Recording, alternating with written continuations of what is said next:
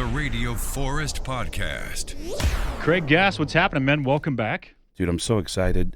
After years and years of doing shows in Boise where I would do bars and then clubs and then eventually comedy clubs. I did Funny Bone back in the day and then Lounge at the End of the Universe. And then now to work my way up to the Egyptian this Saturday it's such an accomplishment for me. That's a big theater. Congratulations. Yeah. Last time I saw you, you were here with Steve-O, and I think he mentioned you recently on his podcast. He did a couple of times. Gene Simmons called me out as an a-hole on his podcast. And then I think Sebastian Bach brought me up too, because last year Sebastian Bach put me in his music video. I did a music video where I was on a radio show, Eddie Trunk. Yeah. And on Eddie Trunk's show, I just started doing an impression of Sebastian, and I thought, I hope he's not listening, because I know he listens to that show all the time, and I didn't know if he would like the impression. And I get off the air, and my Twitter has over 100 replies and comments on it. And I looked, and it was Sebastian Bach going, dude, I'm in my backyard smoking a joint in my pool, and there's some guy doing an impression of me. What the hell is going on? And he called me up and said, dude, I want you in my music video. We're going to film outside of the desert in Vegas. And I was like, oh, that's where he's going to kill me. And I showed up in the desert, and there was a camera crew, and I was like, oh my God, I'm going to survive this. And we filmed a music video, and it was incredible. Sebastian brought me up on Steve-O's podcast. By the way, when I was here a couple of years ago hanging out with Steve-O, I've known Steve-O for about 20 years now. And I got sober before he did. And he's always been so nice to me. When I came in to hang out with him, he was like, you want to do a set at my show, dude? And I go, yeah, I would love to. And he let me do 15 minutes at the Egyptian, and then he gave me a check. That's awesome. Which is incredible. He didn't have to do that. He's really just cool. an unbelievably nice guy. Yeah, that's really cool. But yeah, so I'm doing shows at the Egyptian. I'm a comedian. I'm mostly known for doing voices. I've always been able to do any voice that I hear. That's why I do voices on Family Guy and American Dad and The Howard Stern Show. And it's all because I grew up in a family that's deaf. My mom, my dad, and my sister are all completely deaf. Not a joke. And growing up in a deaf family, I couldn't learn how to talk for my family. I learned how to talk by watching TV and copying all the voices I heard on TV. I grew up outside the Bronx, so everyone in my neighborhood, I always say, and it's true, everybody in my neighborhood sounds like Tracy Morgan. Everybody in the Bronx talk like this, whether you black or white, male or female. That's crazy. So that was my neighborhood. So I watched TV and I copied all the voices I heard on TV. So yeah, and I saw recently you're sitting side stage for Pearl Jam. That's pretty cool. Yeah, I brought my girlfriend who lives here in Boise, Darcy Nutt. Yeah, tattooist. She's a tattoo artist. She owns Chalice Studios, Chalice Tattoos. And I met her here a little over 3 years ago. My show at the Egyptian, January 11th, this Saturday, is my 3-year anniversary with Darcy from here in Boise. Now, let's go back to Pearl Jam, but am I correct? You don't have any tattoos, do you? I don't have any tattoos. Are you scared about dating somebody that good at tattooing that eventually you're going to be like, yeah, I'm bored, you're bored, can I try something? She agrees that I am not a tattoo person. So I'm too nerdy. I'm just not cool, man. I got you. I'm not cool. I'm not cool for tattoos. I'm not cool, period. And that's okay. I mean, dude, all my stories that I've told you over the years are just me losing my cool. Do you remember my story about my first episode of Family Guy? Did I tell you about that? Is that where you want to hang out after? So my first episode of Family Guy, I walk in, it's just me and Seth MacFarlane, and I can already tell I'm creeping him out. I can already tell every time I laugh so hard that Seth MacFarlane goes, okay, dude, let's calm down. Just calm down. We're going to go in. There's just going to be a few minutes. Let's get in the studio and let's bang it out. He's running the board. And we walk in. The whole recording session for Family Guy, my first episode, it lasts maybe 5 minutes. Seth MacFarlane keeps doing one line as Peter Griffin where he keeps saying, this is crazier than when Al Pacino was a slumlord laundromat tenant. And then they cut to me as Al Pacino, surrounded by a bunch of broken down washers and dryers going, you're out of order. And you're out of order. And you're all out of order. We did it 3 times. And then Seth MacFarlane goes, all right, man, I think we're good. And I'm so nervous because I think we're going to be friends now. We're buddies now. Dude, we're in the studio. We're working together. So that I stood up and I went, hey, so you want to hang out? And he goes, what do you mean hang out? And I go, you want to grab a coffee or something? And he goes, I got to work. And I said, okay. Do you want me to leave? He goes, yeah, get the hell out of here. And I went, oh, I'm sorry. Got my paperwork, walked out. I didn't hear from him again. They didn't call me for like 6 months after that. And then Linda, their casting director, started calling me and saying, hey, Craig, can you do this voice or can you do this voice? And every audition she gave me, I said, oh, I can do whatever you want. I can do whatever you want. But every time I get booked to do an episode of Family Guy or American Dad, I come in and Seth MacFarlane is never around. It's always Mike Henry, who does the voice of Cleveland and the creepy old guy. And every time I see Mike Henry, I go, hey, Mike, is Seth around? And every time I see him, he goes, don't worry about Seth. We'll get you out of here real quick. He's got a buffer man now for you. Yeah. But we're going in circles here. But yes, I took Darcy to meet my friend Mike in Australia, who plays guitar for Pearl Jam. Do you mean Mike McCready? Mike McCready. My friend Mike McCready. Yes. That's awesome. My buddy Mike has been the guitar player for Pearl Jam and super nice guy. And he's just time and time again has shown me how to be a better person. He's just an incredibly good person. Have I not told you any stories about Mike? No, we've talked about Kiss. You hadn't mentioned Skid Row before. But no, you've never gotten into Pearl Jam at all. Van Halen stories we've gone over. Living at Eddie Van Halen's house and all that stuff. Yep. So Mike is by the way, I'm going to tell you this story, okay? Not only is this story not funny at all, this story might lead to me losing ticket sales at the Egyptian this week. It might end up with refunds. Well, last time we talked about like death and overdoses and drugs and alcohol. Did we? We were like, oh yeah, don't forget, this is a comedy show. Yeah, we had to remind people. Yeah. So when it comes to being recognized, I have friends of mine who are really famous, really successful, who go out of their way to not get recognized by people. I, on the other hand, get so excited when I get recognized that I am embarrassing. I will, if somebody recognizes me on the street and goes, hey man, aren't you the guy from blah, blah, blah? I will talk to you until you get to the point where you're like, all right, man. I gotta go. I gotta go. No, where are you going? You're my fan. Let's go hang out. Like, Yeah. I make it weird for people. I can't believe that people recognize me from TV and from, Family Guy or Howard Stern, whatever. I get excited about it. And I was in Las Vegas. I'm a huge Seahawks fan. And I went to a Seahawks bar in Las Vegas to watch. We're just, it's a bar known for Sundays that only Seahawk fans hang out. And this woman comes up to me and says, my husband is your biggest fan, but he's too shy to say hello. Do you mind coming over to say hi to him? I said, yeah, where's he at? What's his name? She goes, it's Bob. And I go, what's up, Bob? And we walk over, Bob, what's up, dude? Hang out and become friends with Bob. He's a sweetheart. He's morbidly obese, is a special ed teacher, and is one of the sweetest people I've ever met in my life. And we exchanged phone numbers. And over the course of the next year or so, we start hanging out. Every time I come to Vegas, I call him up, take him out to dinner, and then we just talk about life.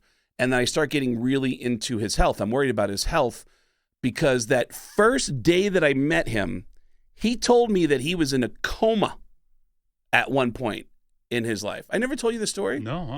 He was in a coma, and his wife would visit him every day. His wife brought in a boombox one day and started playing his favorite band on the boombox.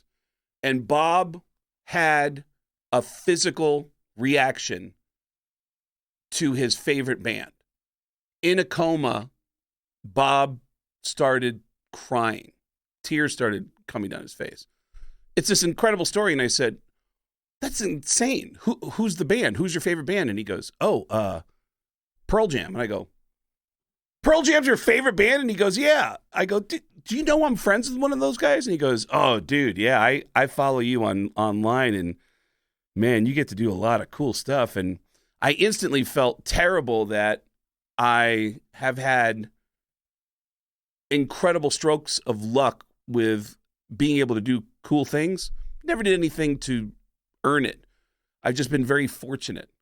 And so we exchanged phone numbers and we hung out. And every time I'd see him, it would always be like, at some point, there'd be some concern about, hey, what are you doing for your health? Like, do you do you walk at all, or do you? And he said, well, my doctor says I should walk, but it's really hard because I'm a special ed teacher and I'm literally physically picking up kids all day, so I'm exhausted when I get home. But this is after the coma. It's after the coma. But he's overweight. He's obese. He's still morbidly overweight and morbidly obese, and so at some point I just said, dude, how about I walk with you? How about if I call you every day and we'll go for a walk? And he said, really? And I go, yeah, why not? I mean, look at me, dude. I could use a walk. And so I started calling him, and that first time I called him, by the way, I don't know if you've ever been in a position where your brain tells you, you know what, do the right thing. And I go, you know what, Bob, I'll walk with you. And he goes, all right, cool. And I'm cool. Yeah, dude, I'm going to walk with you. And I go, when do you want to start? And I go, how about Sunday? And he goes, all right, we'll do it on Sunday. And then Sunday comes around. I'm like, oh man. Man, why'd I say that? I committed myself to walking with this guy. And I called him up and I go, hey, Bob, hey, remember we got to go for a walk today? And he goes, yeah, I know. And I go, well, he doesn't want to do it either. I go, just put your shoes on and we walk for 20 minutes. And it actually is shockingly easy to walk for 20 minutes. I had never done it before. And then we did it again the next day and the next day. And then at some point I was like, dude, we just walked for 30 minutes. And then before you know it, within a couple of weeks, we're walking for an hour every day. Now, fast forward a couple months down the road, I'm doing shows in Minnesota to time it with Pearl Jam. Pearl Jam's also in Minnesota at a much bigger venue than I'm in. And Mike comes to my show, Mike McCready, and after my show, he invites me to come see Soundcheck the next day, and I hang out with him at Soundcheck, and I tell him then, I go, did I tell you that I have a walking buddy? And he goes, you have a walking buddy? And I go, well, it's not a boyfriend. Yeah, I go, I know that. I actually said, look, it's as heterosexual as it can be, all right? I walk with this guy every day. He lives in Vegas, and I call him from whatever city I'm in every day, and we go for walks every day. Dude, this guy, I got to tell you, man, this guy has had all kinds of health problems. He's the sweetest guy I've ever met. He's a special ed teacher, but he's morbidly overweight. And get this, he was in a coma. And his wife came in and played your music on a boombox while he was in a coma. And in a coma, listening to your music, he had a physical reaction. He had tears running down his face in a coma. And he goes, that's crazy. I go, yeah, it's insane. So I would never ask this for any other situation. But the next time you perform in Vegas, would it be okay if I sent him to meet you at your show? And he said, yeah, of course. Yeah, dude, you could send him and I'll introduce him to the band. And then he started making jokes, and he said, you know what? Well, maybe the band will take him for a walk. We'll take him for a walk around the arena. Now Pearl Jam's got to get up every Sunday. Now they got to get up every Sunday. Walk with this guy from Vegas. Well, it became a daily thing. We actually walked every day. And luckily, we have the same things in common. So the conversation now is we talk about the Seahawks and how much we love the Seahawks, how awful the Mariners are, how much we love Kiss, how much we love Pearl Jam. And he starts telling me, dude, Pearl Jam's going on tour. Did you see that? And I go, oh, man, Bob, you know what? You're not going to get those tickets, man. Those are hard. Like, I'm building up a surprise for him. I'm like, you won't even get in, dude. You're not even getting in to see Pearl Jam. It's such a tough ticket. And I can't wait to just blow his mind. The nicest guy I've ever met. I'm going to blow his mind and do something absolutely incredible for this human being. And a few months later, his wife called me. I just landed in Los Angeles, where I was living at the time, and she said, hey, I have some bad news. Bob had another medical incident. He is septic. That's dangerous. And he's got 48 hours to live, 72 hours to live. And I just got in my car in Los Angeles and started driving to Vegas. And my head was spinning about Bob and our relationship that we developed over the last couple of years. And then all of a sudden it hit me. I never even got to do the super cool thing for him. I never got to introduce him to Pearl Jam. He deserved to meet Pearl Jam and have a moment. He was such a sweet human being, and I couldn't believe that I failed at that it was still so far away that I wasn't able to make it happen. So I opened up my phone and I start texting Mike, and I said, hey, dude, I don't know if you remember me telling you about my buddy the special ed teacher who was your biggest fan, and he had a physical reaction in a coma listening to your music, and you said you would meet him. He's not going to have that chance because he's in the hospital. He's got 72 hours to live. I'm actually on my way to see him right now. But I want to tell you what Bob would have said to you, because he talked about you almost every day.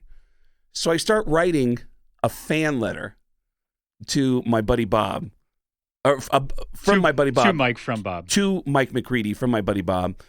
And after a few minutes, Mike wrote me back and said, what was his name?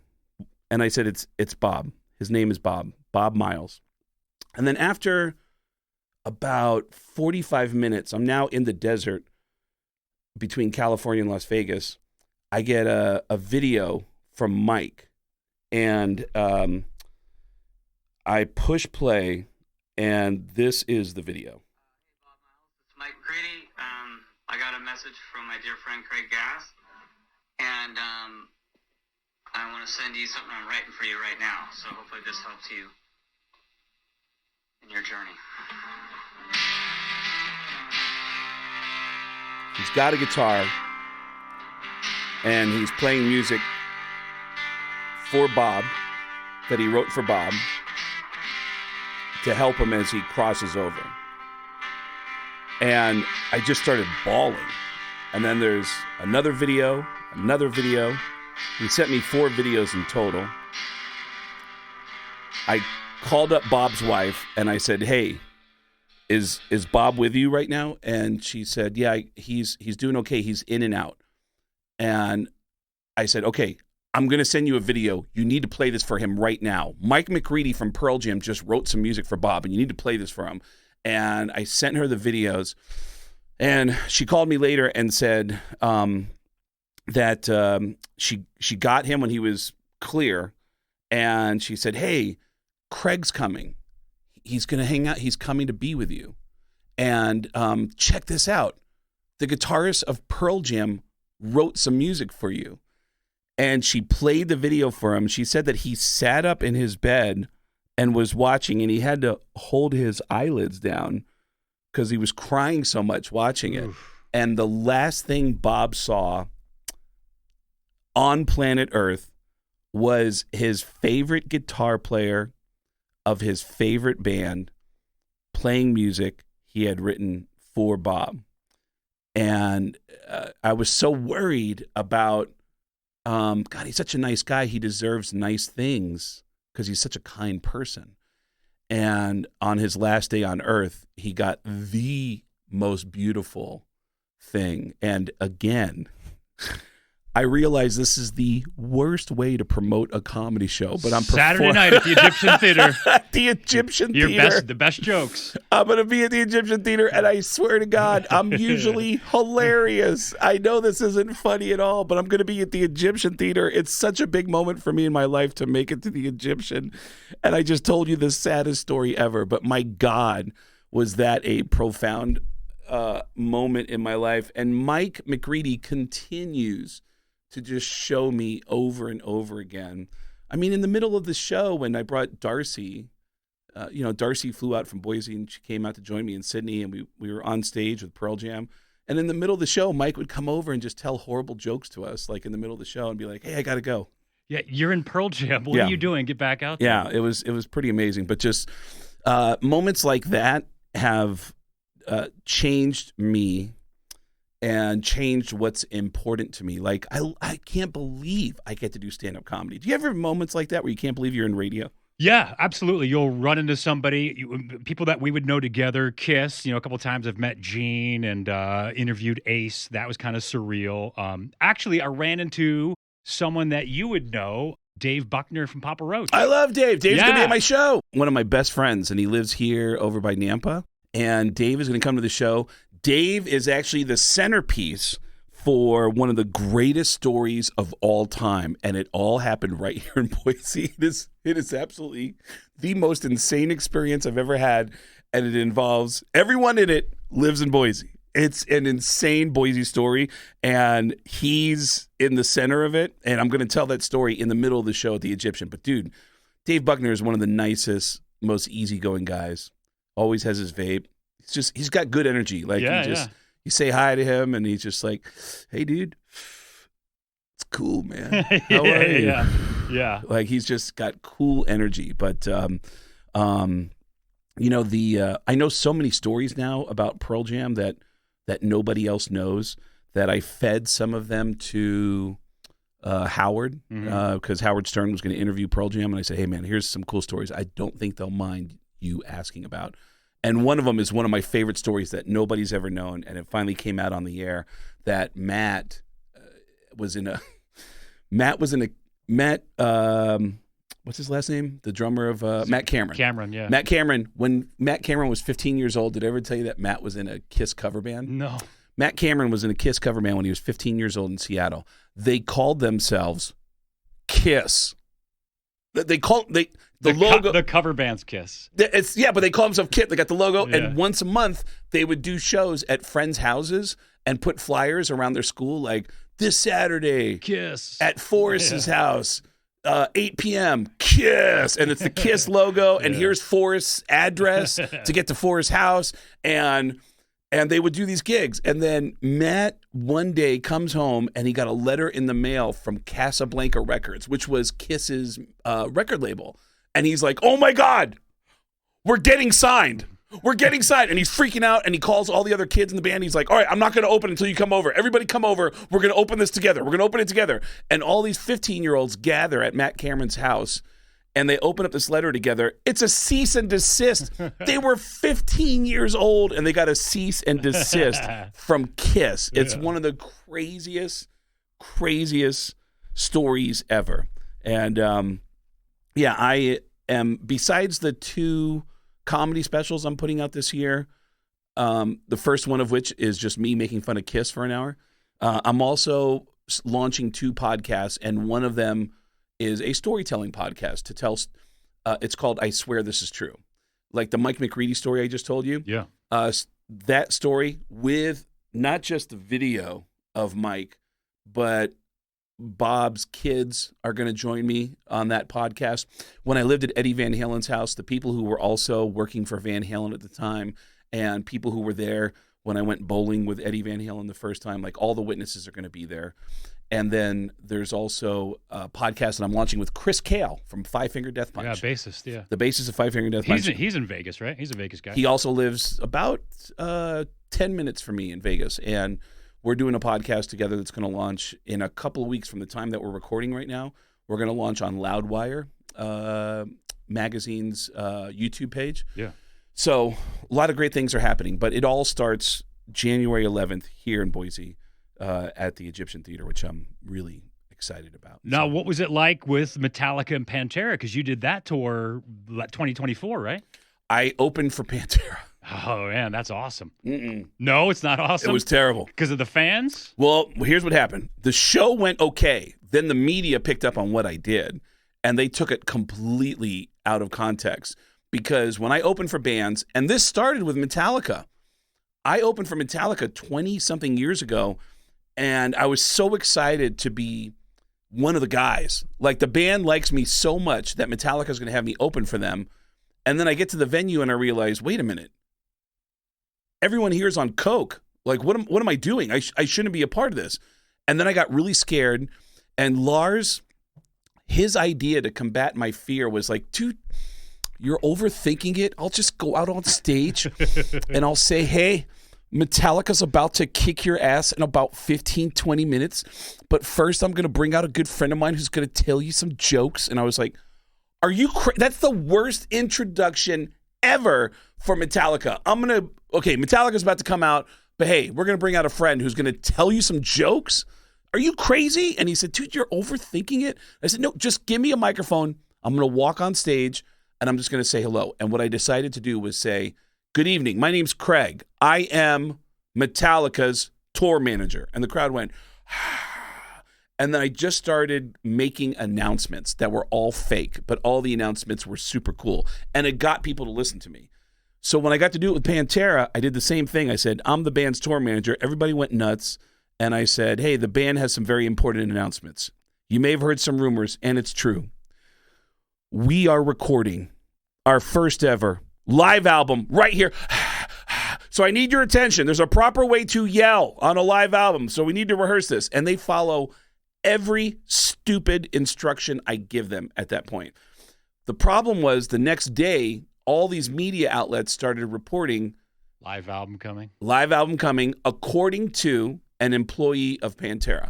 An employee for Pantera. Yeah, because they see the video from the crowd that someone sends them. Like, hey, the manager said. An employee of Pantera has now said that Pantera is recording a new live album, which made people rightfully offended because it's like, it's not Pantera. It's not Pantera. It's not Dimebag, and it's not Vinny. Why would you do that? And people start getting upset, and people start crapping on the employee.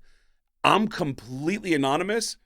So I started going on all the message boards and crapping on me too and going, yeah, screw that guy. That guy's a dick. And I start posting, I started quoting my material from that night as part of my trolling. I said, why did he even bring up the size of Zakk Wylde's genitalia? What did that have to do with anything? and I'm just crapping on myself, and everyone's like, yeah, screw him. We hate him. And then a few days of that go by, and then Pantera releases a statement and says, no, we didn't record a live album.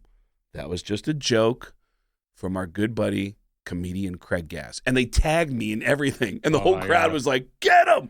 So it was a little tense. And the articles were incredible. And honestly, it led to this deal being put into place with Loudwire because Chris Cale is one of the most popular bands in hard rock with Five Finger Death Punch. And I'm a comedian who has all these affiliations with all these bands. So they said, this makes complete sense. Let's give you guys a podcast and let's launch this thing. So we're eight episodes deep, and they're all going to drop at the same time. Are you going to have guests on there just with your connections and people you bump into, Mike McCready, now Zakk Wylde, possibly things like that? Yeah, it's not just going to be musicians. It's going to be comedians too. So famous, successful comedians and musicians.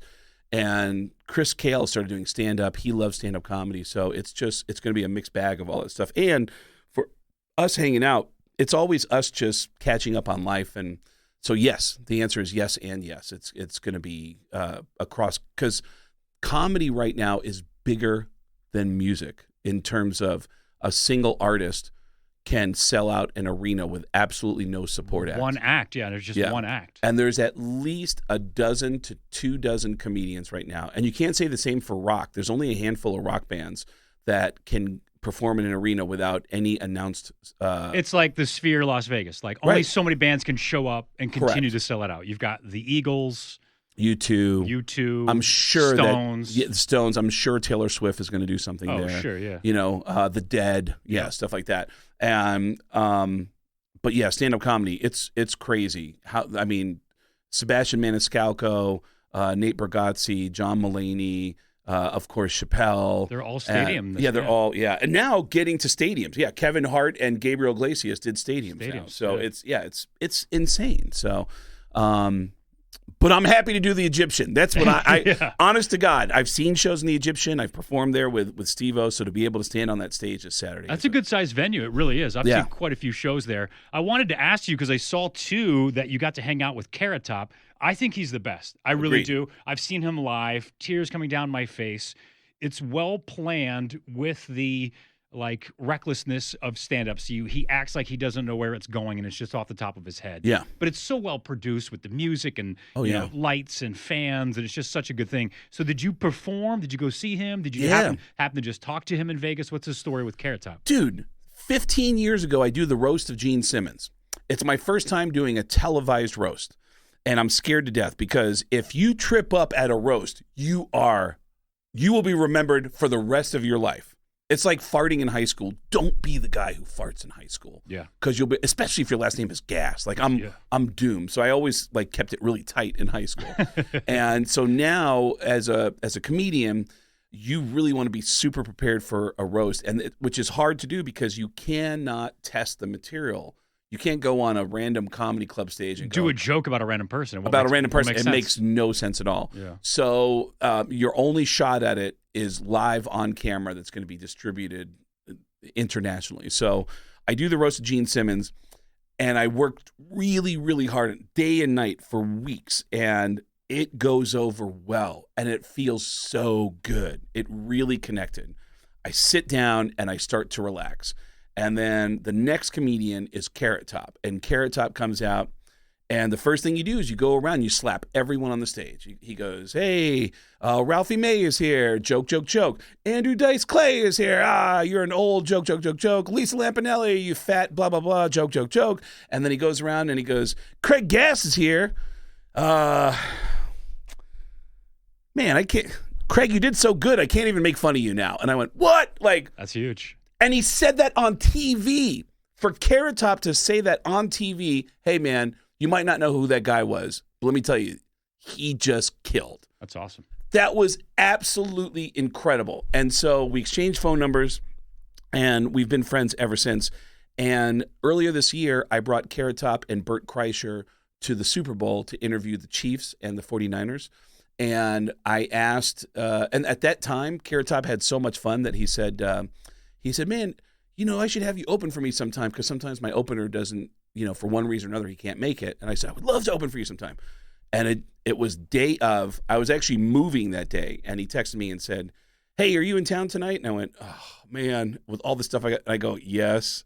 And he's like, you want to do 15 minutes of my show? And I go, oh, no, but yes, let's do it. And I got to open for him that night. And Chris Kale actually came down to support. In Vegas, that's awesome. Because Carrot has that residency, right? He has a residency at the Luxor, which I believe this year, 2025, is his 20th year. Something like that. And that's just at the Luxor. Yeah. He was doing other venues before that. Yeah, I mean, even George Carlin was a fan of Carrot Top. Yeah, absolutely. He's got some stories about Carlin, but I'll defend him forever. I've seen him a bunch of times, and it's just like he's writing jokes. He's thinking about it. Some comedians just tell stories. That's what you and I are doing now. But, I mean, you've got an incredible set of skills with your impressions and stuff like that. But Carrot is just always so well prepared, and, like, he's telling jokes, and I appreciate that in his style of comedy. So I'll defend him forever. If anybody says he sucks, I'm like, well, then you haven't seen him live.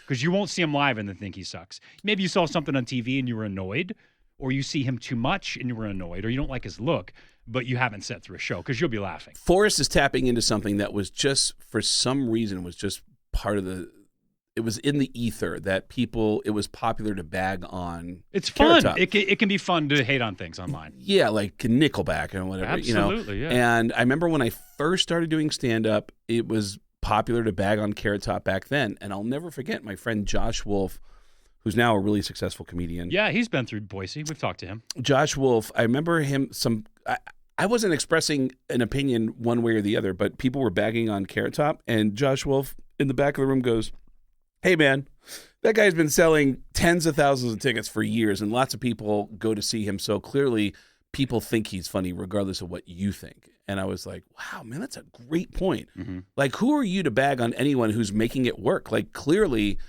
that's stand-up comedy, and that's what people are paying to see. They go to see him because they find him to be entertaining. And, man, when you go see Carrot Top, that is one of the most entertaining shows you will ever see. And he couldn't be a nicer guy. He's just an incredibly kind and sweet human being. He's just a good dude. And he's jacked. He's totally, yeah, that's the crazy thing that happened. I remember before we did that roast, I think a couple of years, I was starting to sit in on the Howard Stern show, and I went to a U2 concert at Madison Square Garden, and Carrot Top and I ended up in an elevator together with a bunch of other people, and Carrot Top was telling me then, he goes, hey, man, tell Howard I'd love to be on the show sometime. And he goes, even if it's just to make fun of me, because dude, I mean, I get it. Look at me. I'm weird. And I go, oh, man, that's okay. Yeah. I'll let him know. Like that was, I love that about him. But yeah, he makes fun of himself, and he's just a really, God, his show is really, really funny. Not only is it funny, I find myself being the most basic comedy audience member watching his show. I find myself going, oh my God, that's so true. So true. And I love that people like even Joe Rogan are giving him the credit he deserves now. That's true. He has been on, I think, with Steve-O and all the people. So they're like, you're definitely a comedian. Yeah. And people are giving him the props that he deserves. And but yeah, he's a good dude. Yeah, dude, this show that I'm doing, it's a storytelling show that I'm doing at the Egyptian this Saturday. And I got a couple of great comedians that are performing with me. And it's a lot of impressions, stories about the people who I do impressions of, and then the greatest Boise story ever. So can we hear some of the impressions that you're well known for? Well, there's Gene Simmons from Kiss, who I learned a long time ago. If you want to do an impression of Gene Simmons, just listen to Benjamin Netanyahu. It's the same voice. Hi, this is Benjamin Netanyahu from Kiss. It's the same voice. And Paul Stanley, who's a little bit softer when he's off stage. I saw him do an interview where somebody said, why is Kiss so amazing? And he goes, you know, a lot of bands are envious of Kiss. I'm even envious of Kiss. On stage in Las Vegas, I heard Paul Stanley go, all right, people, now listen. You know, I know this town, Las Vegas, is known for its buffets. And I can tell you after this show, I see a lot of people in the front row. I really want to eat. And then he started fixing his hair. And I go, what the hell does that mean? And then I see the same tour 2 months later in New York City. And I bring a bunch of comedians, Jim Norton, Jeff Ross, Steve Byrne. I bring them all backstage to the Kiss concert at Madison Square Garden. And as I'm introducing them to all the employees for Kiss, I'm asking all the employees, like, hey, were you listening in Las Vegas when Paul Stanley said he was going to eat the front row? Did you hear him say that? And every guy I talked to said, did you hear about what he said in Omaha? I said, no. Did you ask about what happened in Omaha? And I was like, what happened in Omaha? And I talked to somebody who worked for Kiss who said that apparently on stage in Omaha, Paul Stanley said, all right, people, now listen. I know this town, Omaha, Nebraska, is known for its Angus beef. And I can tell you right now, after this show, I'm going to want to sink my teeth into some meat. And the whole arena went, what? And then Paul Stanley came back to the microphone and said, now, wait a minute. Hold on. You know what I'm talking about. I'm talking about a thigh or a rump roast. And the whole crowd went, what?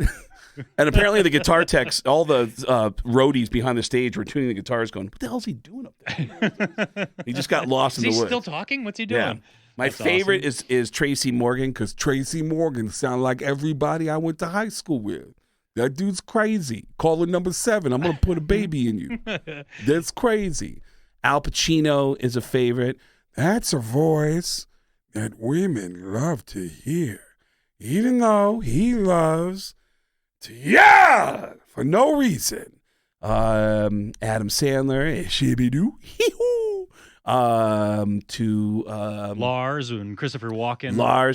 Oh my God, Christopher Walken, who did I ever tell you that when I ended up on Sex and the City, they started auditioning me for all the HBO shows, and the casting director for all those shows was Georgianne Walken. No, we never talked about Sex and the City. Christopher Walken's wife. Georgianne Walken is a casting director for most of the big shows at HBO. So when I got on Sex and the City, I started getting auditions for Entourage, Sopranos, and Georgianne knew about me, and every time I would audition for her, she'd have me audition the way I wanted to audition, and then would say, do you feel good about that? And I'd go, yeah, I do. And she goes, okay. Do you mind if we do it one more time as my husband? And I go, she wanted you to do impressions of her husband? Yeah, and I would do it again. I remember one time I auditioned for The Sopranos. It was 2 lines. It was what was it? It was like a lawyer who said, Tony, we did everything we could. He's gone. She goes, you feel good about that? And I go, yeah, I feel good about it. She goes, all right. She goes, can we do it one more time as my husband? And I go, oh, yeah. All right, you ready? All right, go. Tony, we did everything we could. He's gone. Pow. She's like, perfect. Did I ever tell you that great Christopher Walken story? No, but when there's silence, I'm trying not to laugh over top of you.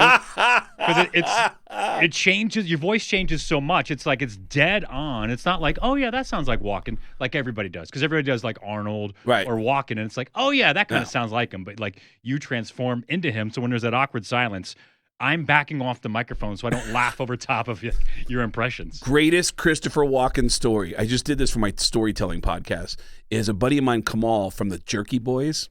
He had this amazing story that he witnessed this event with a friend of his who's an actor wannabe. By the way, this story is well over 30 plus years ago. He told me the story 20 years ago.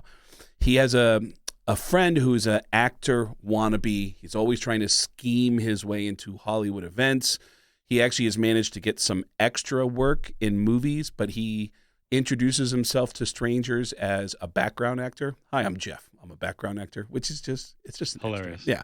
And so Jeff calls him up one day and goes, dude, I just found out there's a bar on 26th Street that every Tuesday, it's like a scene. There's actors and casting directors. So why don't we go next Tuesday? I'll bring my demo reel and we'll schmooze, right? And Kamal thinks the guy's a joke, and he goes, yeah, whatever, we'll go. So Tuesday night rolls around. They go to this bar on 26th Street. As they're walking to the entrance of this bar on 26th Street, laying on the ground with a bloody mouth is Christopher Walken. Christopher Walken just got in a bar fight. Oh, man. And is out on the street with a bloody mouth. And Kamal's friend actually pulls this move. Oh, my God, Chris, are you okay? Oh, man, hey, my name's Jeff. I'm an actor. Shaking his hand. Do you remember a girl named Christy? Does that ring a bell? She used to work in craft services. Do you remember Christy? She's a good friend of mine, Christy. You remember Christy? And Kamal says, I'm watching this unfold like, dude, what are you doing? He said Christopher Walken just starts wiping the blood off his mouth, and he goes, what's your name? Is it Jeff? Jeff, I want you to turn around. I don't want you to get out of my face. I'm going to make sure that you disappear and no one's ever going to see your face again. And this guy, Jeff, goes, okay, I'm sorry. Can I give you my reel? No, okay. No, okay. And he walks away. Like he's committed all the way to the end to just being that guy. That's yeah, awesome. dude. Oh, dude, I love a good story. That is what my show at the Egyptian is. It's stories. It's all these stories, including the greatest Boise story ever. And it involves Dave Buckner somehow. This From is Saturday. Papa Roach, who now lives here. He's the original drummer from Papa Roach. Yep, and he lives here in Nampa. Now lives here in Idaho. Yep. And this is your first time at the Egyptian Theater. Craig Gass. Is it getgas.com? It's getgas.com, getgas with 2 S's.com. And it's 7:30 this Saturday night at the Egyptian. Couldn't be more excited to see everybody there. Everyone who supported me over the years at my shows, at the Funny Bone, at my shows at Lounge at the End of the Universe. This is the moment for all of us. I've always had great shows here in Boise. So when are these two podcasts coming out? The one with Chris Kale and the stories? The story one has already started with an incredible story about Dimebag, which I learned the night that I opened for Pantera. It's a crazy story. Dimebag's best friend ended up being his guitar tech. And when Dimebag's band, Pantera, started to hit, he said, dude, just come with me. You know how to play guitar. Just tune my guitars. And all their roadies were just their friends. So they just traveled around just causing mayhem everywhere with their friends. And when I ran into this guy, Grady, I asked him how weird it must feel to be on the road with this band now, but now you're working with Zach. Dime's not there, yeah. And Dime's not there. And he described to me how when he was getting the gear out of a warehouse to prepare for this, he realized he was pulling one guitar case out that was the guitar that Dime was playing the night that he was killed. And he called Dime's girlfriend and said, hey, I just want you to know I found the guitar from the night that he was killed. And she goes, did you open it? And he goes, no, that's why I called you first. But I will tell you this. I remember when they brought the guitar back, they told me they cleaned it. So, and she said, okay, all right, I'm going to come over. And they opened it together. And they didn't clean it. Oh, they wiped it. Rita had to see that? They wiped it down. Oh, man. And so they saw that together, and they both just started bawling. So that's episode number 2 of my storytelling podcast. It's on YouTube. It's called I Swear This Is True. Episode 1 is when I was in high school. I took Whitesnake shopping at the mall when I was in high school. That's awesome. Which sounds ridiculous, and I have Rudy Sarzo on the episode. Yeah, bassist. Episode number 3 is my buddy Ryan Leaf, former quarterback for the Washington State Cougars. Nice. Went on to the NFL and then had major drug problems. He was scared to go back to the Super Bowl, and I helped him go back to the Super Bowl at Super Bowl 50.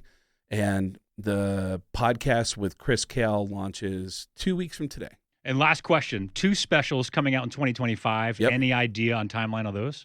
Yes. The special about me, it's just me making fun of Kiss for an hour. That's the whole comedy special. Me making fun of Kiss for an hour. It comes out before Valentine's Day, right before Valentine's Day. Awesome. And Sebastian Bach, again, makes up about a third of the show because he's in the audience going, dude, I know. That's crazy, dude. Let's smoke some weed. He's my favorite human being. Can you do a little bit of Lars again from Metallica? Dude, everybody come down to the Egyptian and let's get some cocaine, huh? Huh? All right, man. Good luck Saturday. That's so awesome. Thank Playing you, the brother. Egyptian Theater. I can't wait to see everybody. Thank you.